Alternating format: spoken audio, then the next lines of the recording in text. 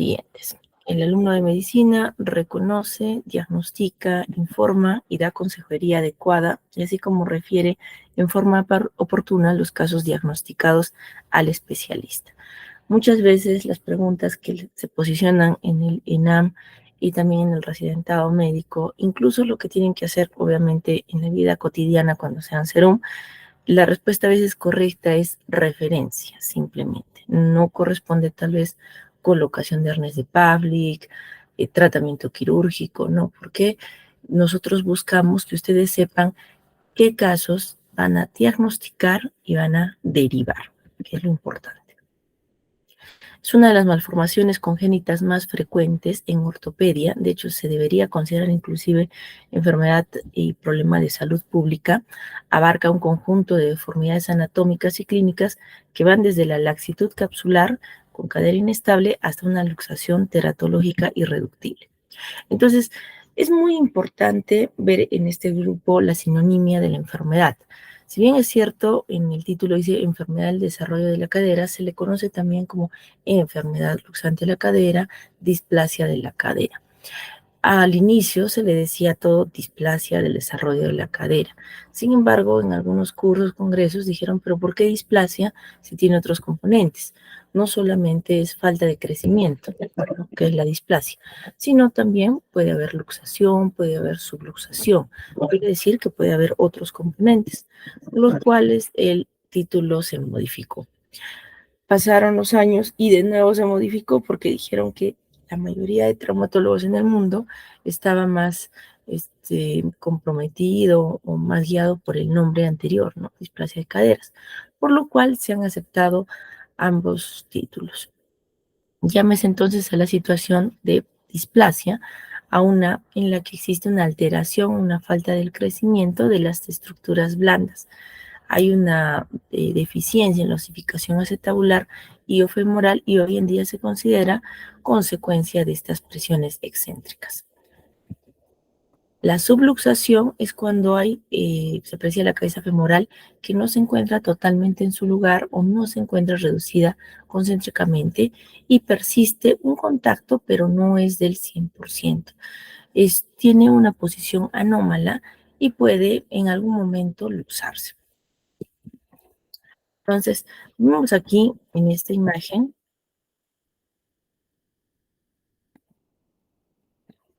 vemos en la cadera derecha como si nosotros trazaríamos una línea imaginaria que le vamos a llamar la línea de Perkins.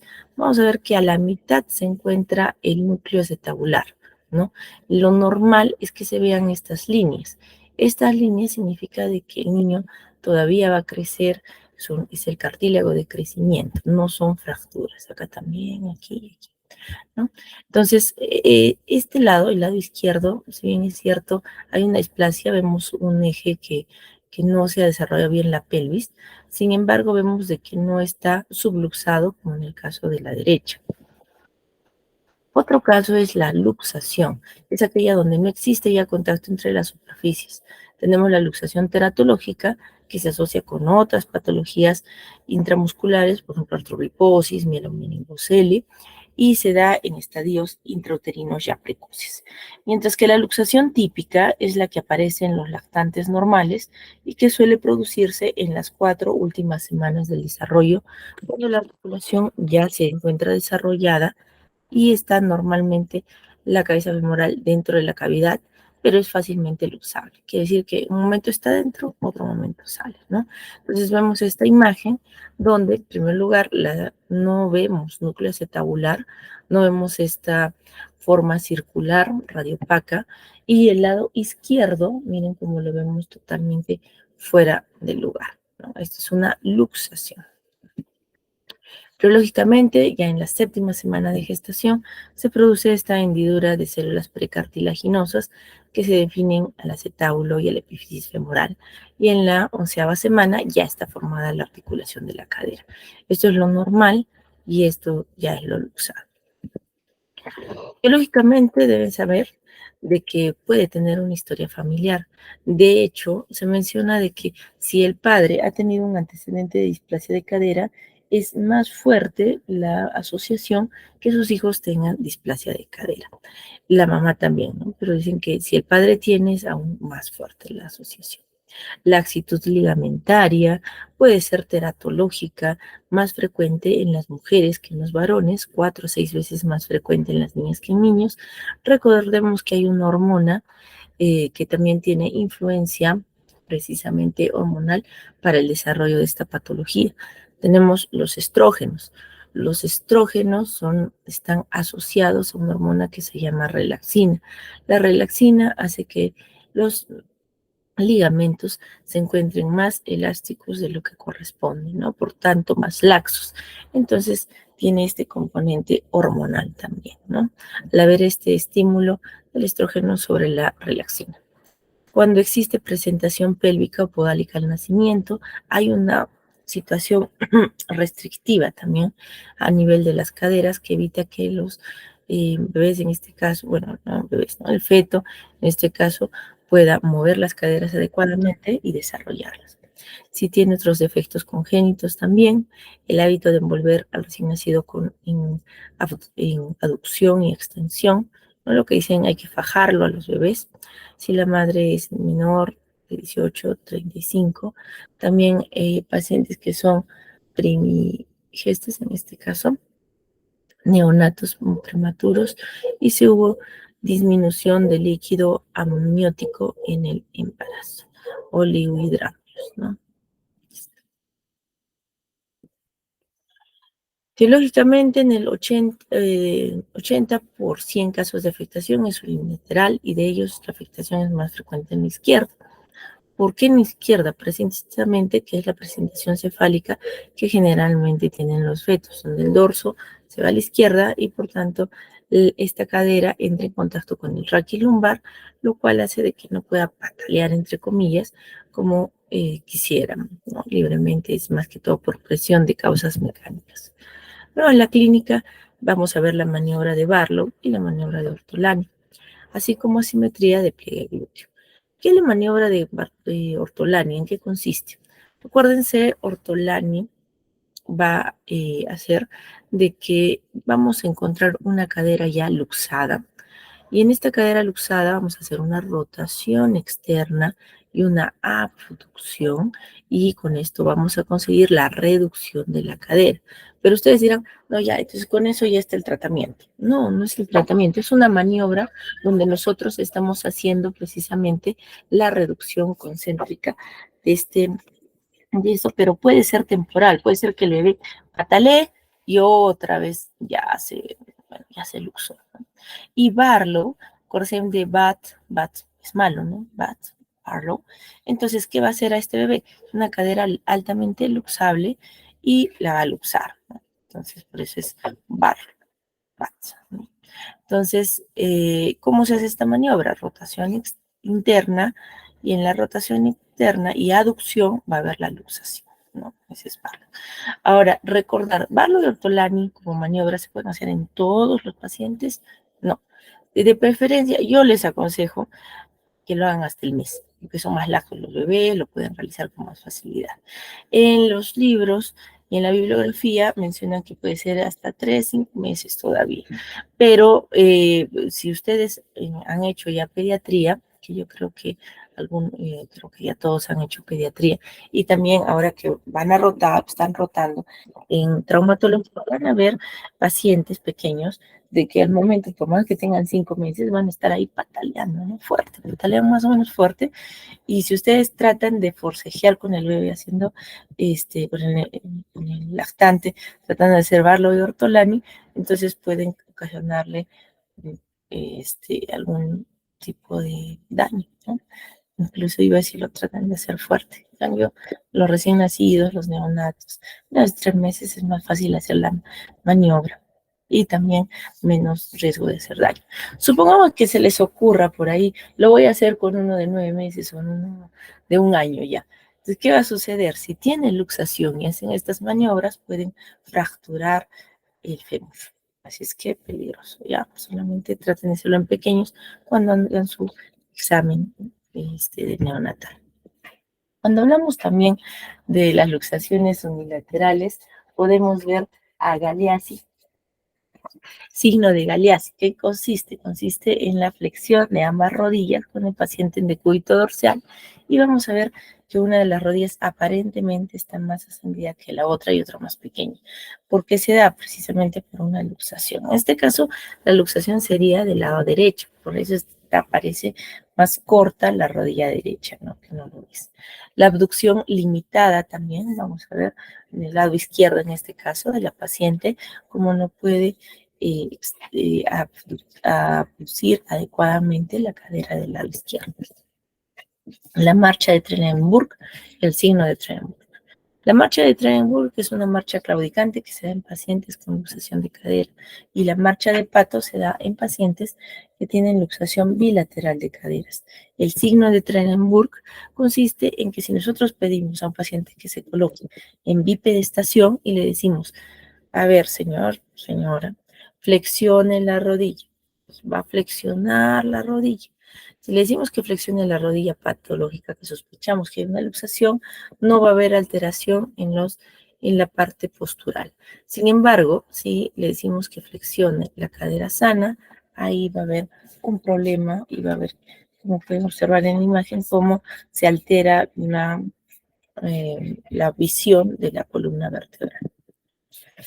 También en la luxación bilateral hay abducción limitada pero simétrica. El signo de Galeazzi se encuentra negativo. Va a haber a veces claudicación enmascarada, precisamente esta contractura de las caderas, y va a haber aumento de la lordosis. Vean esta forma de la cadera totalmente lordótica, porque lo hacen precisamente para poder caminar, para poder marchar. El diagnóstico radiográfico. Entonces, vamos a hacer, esto sí tienen que saber hacer, o sea, ya no es algo de que el residente o el ortopedista, ¿no? Obviamente nosotros lo vamos a saber como especialistas, pero para que ustedes diagnostiquen y nos lo refieran, necesitan saber esto. Entonces, van a pedir una radiografía de pelvis con caderas, forma AP y von Rosa. Vamos a empezar con la AP.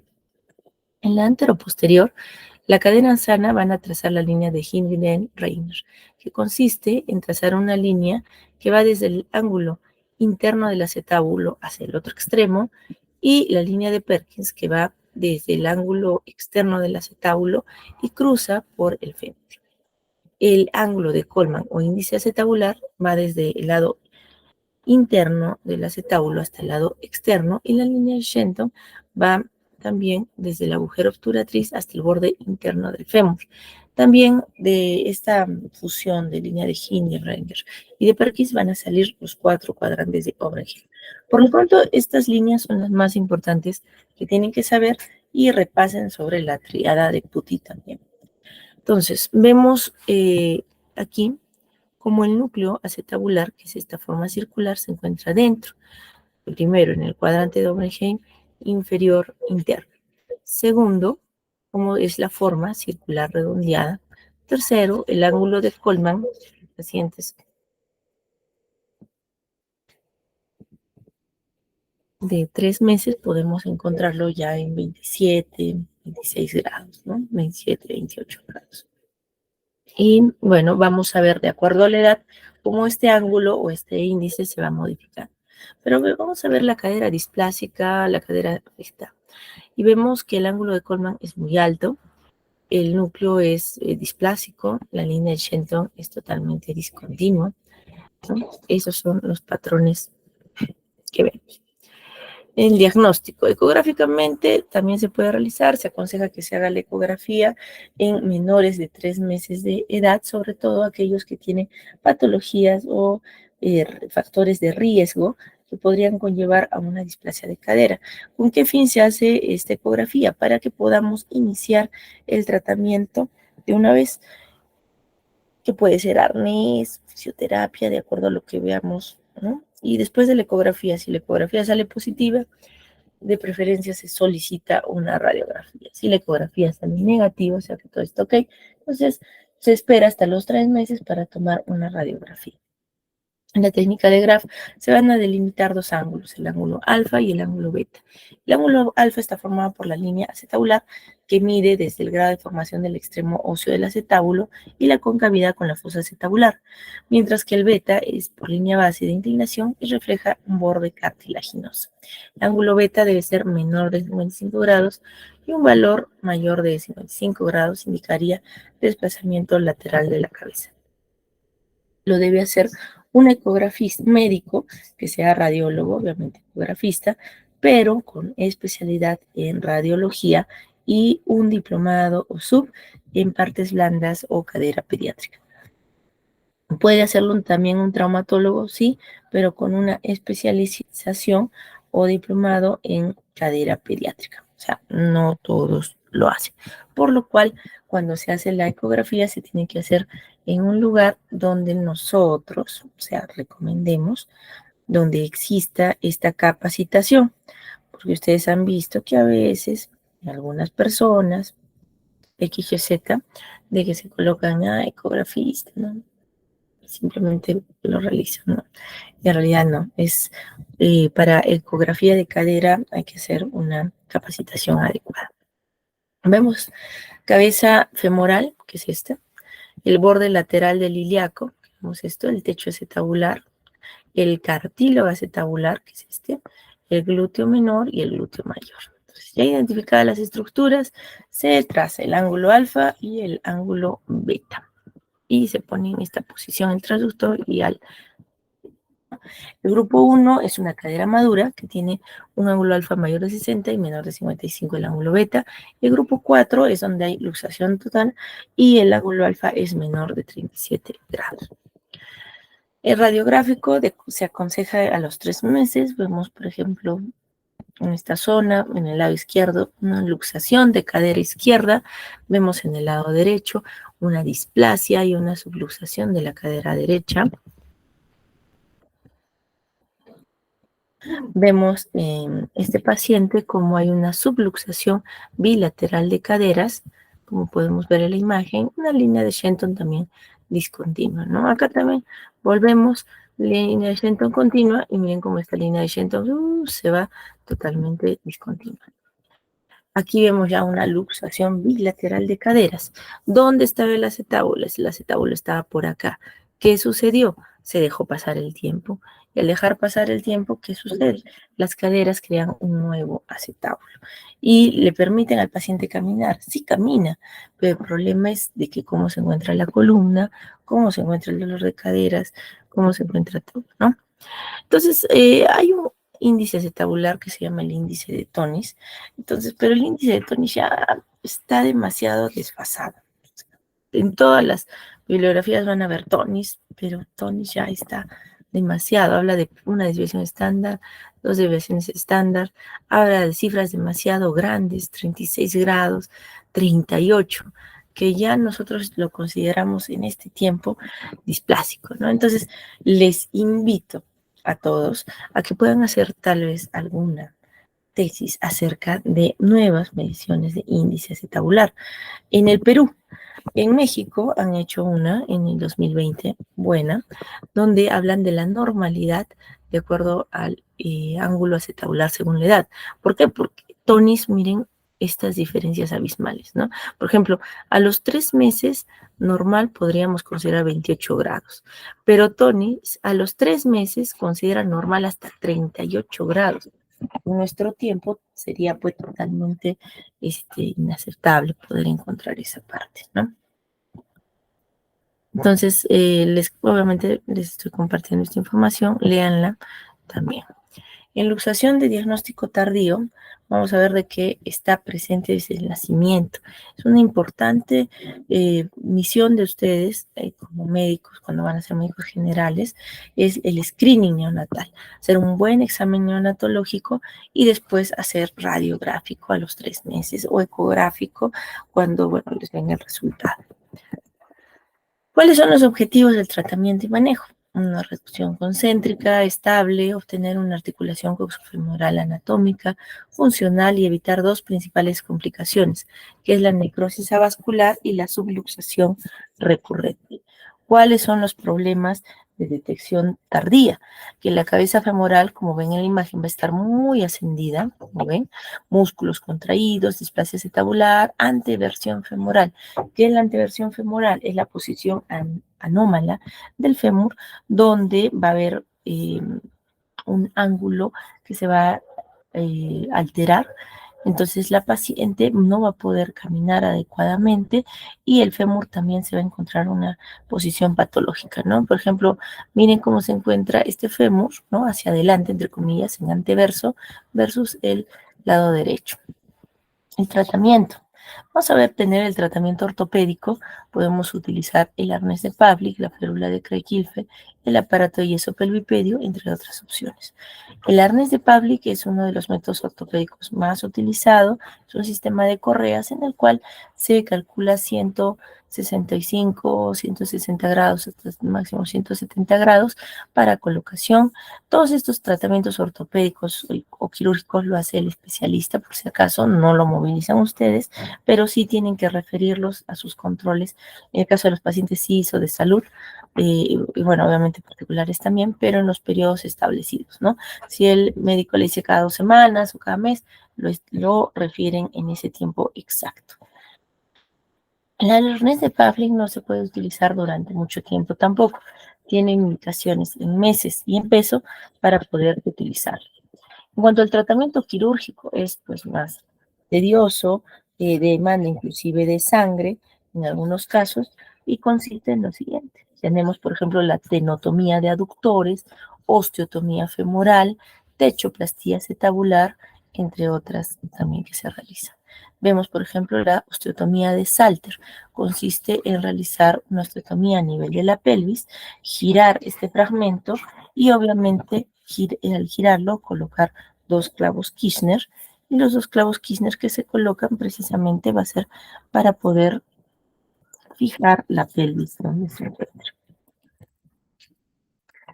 Entonces, vemos también en las conclusiones que es una enfermedad multifactorial, más frecuente se da en pacientes o personas del sexo femenino con partos distóxicos, posición podálica y antecedente de oligohidramnios, entre otras causas. El diagnóstico precoz permite precisamente un tratamiento oportuno. El más conocido es el arnés de Pavlik, el cual se debe hacer seguimiento constante para evitar las complicaciones respectivas.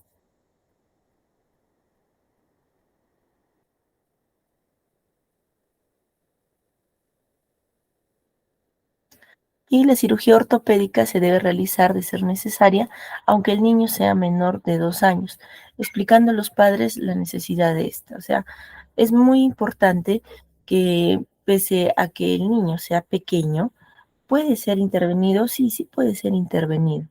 Obviamente tiene que ser pues, con un especialista, definitivamente. En cuanto a el pronóstico y también la evolución, es muy tediosa, en el sentido de que una vez operado el paciente tiene que usar, por ejemplo, ese yeso que les mostré durante 2 meses, luego cambiarlo a otro que se llama en posición humana 1, en posición humana 2. Entonces, hace precisamente de que el paciente pueda cambiar de aparato de yeso, pero los familiares tienen que obviamente estar al tanto y al pendiente, al igual que nosotros como médicos. También tenemos que estar en constante vigilancia. Hay pacientes, por ejemplo, hay familiares, padres, ¿no? De que no toman conciencia de esto y el control, supongamos, es al mes, lo traen después de 3 meses. El control es no sé, a las 2 semanas, lo traen después de un mes. Entonces, ¿qué sucede? Pueden infectarse esos clavos, pueden infectarse eh, esas, es- también inclusive por lo que no cuidan bien el yeso, también puede haber infecciones urinarias o de otras estirpes, ¿no? Incluso escalas. Le han salido algunos pacientes que sus padres no tienen consideración en poder llevarlos, ¿no? Pero si nosotros concientizamos a los padres, sí hay posibilidad de que pueda suceder una adecuada evolución, ¿no? Les voy a compartir un video, un momentito, por favor.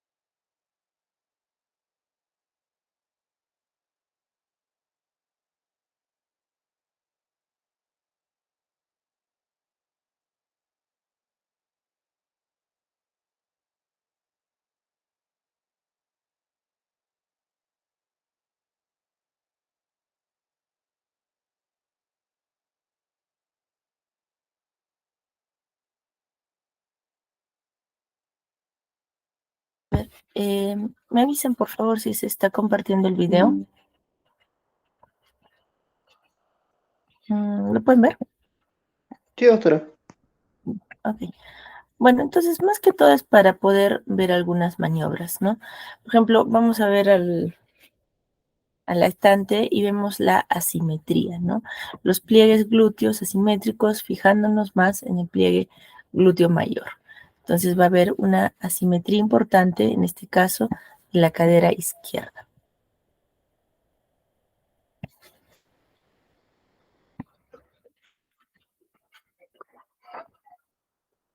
En este lado vamos también a hacer, ¿qué vamos a hacer? Vamos a verlo, hacerle la inspección al paciente, no solo en decúbito ventral, sino también decúbito dorsal. O sea, en ambos lados tenemos que verlo, ¿no? Y en decúbito ventral, vamos a ver cómo el pliegue glúteo, en el lado izquierdo en este caso, está ascendido y está lleno de pliegues pequeños, porque es como un resorte, ¿no? El resorte entre más contraído está, más pliegues tiene. Entonces, si ven un bebé con muchos pliegues, en una extremidad y en la otra no, pues más o menos van a decir, ah, no, podría tener, ¿no? Entonces van a seguir observándolo, van a seguir viéndolo y de acuerdo también a sus maniobras van a poder realizar algunos test como estamos viendo también en las imágenes y de lo que hemos visto en la clase. Entonces en Galeazzi vamos a hacer flexión de las rodillas como les mencionaba y que vamos a ver esta simetría. ¿No? Vemos la cadera justo, la que está luxada, como está asimétrica, como está para abajo. A diferencia de la derecha, que la derecha está bien.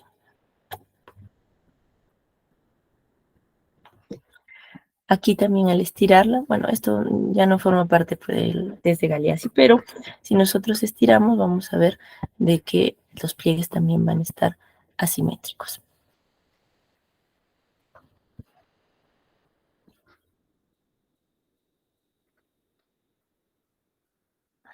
Y cuando vamos a ver la limitación de la abducción. Entonces, ¿qué hacemos? Hacemos rotación externa y abducción y ¿qué vemos? Vemos precisamente de que no podemos realizarlo del todo en la cadera afecta, ¿no? En la derecha, ¿qué tiene? Tiene 70 grados y en la izquierda 45 grados. ¿Por qué? Porque la misma luxación no le permite y la contracción de aductores no le permite que nosotros podamos hacer más abducción de lo necesario. O sea, es restrictivo. Y tampoco lo podemos hacer a la fuerza por si acaso. Tenemos que hacerlo todo suave. Valoración de la inestabilidad.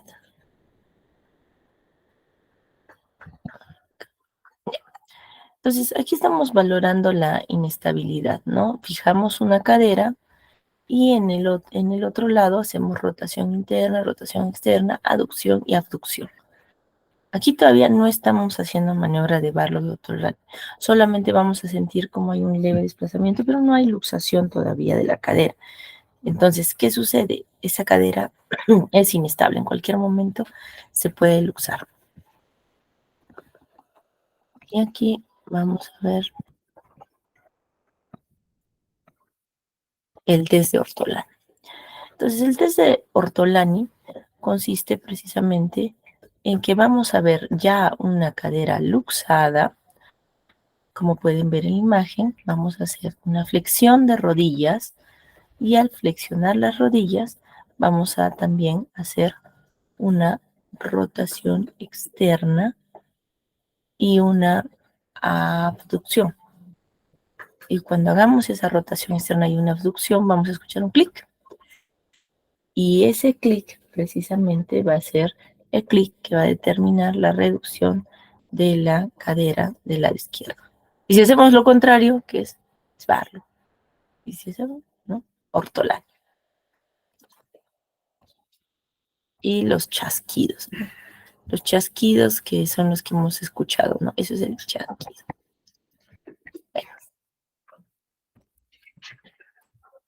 Bueno, estimados estudiantes, eso sería todo con respecto a la clase de displasia del desarrollo de la cadera. No se olviden de llevar siempre sus escuadras a las prácticas conmigo, con el doctor Guamán, por si acaso, en caso que tengamos algún paciente con displasia de cadera, o otras patologías que generalmente necesitan también de poder utilizar este tipo de reglas. Nosotros utilizamos goniómetro en algunos casos, pero sirve para lo mismo, ¿no? No es necesario tampoco que compren un goniómetro, pero sí el transportador, las escuadras para que estén en la ubicación que corresponde. ¿Alguna pregunta o alguna duda al respecto?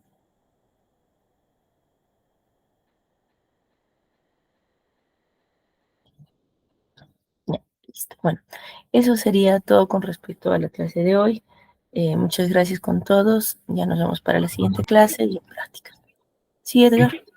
Sí, doctora, no, solo para pedirle por favor si me puede hacer llegar las diapositivas porque en el aula virtual no las encontré.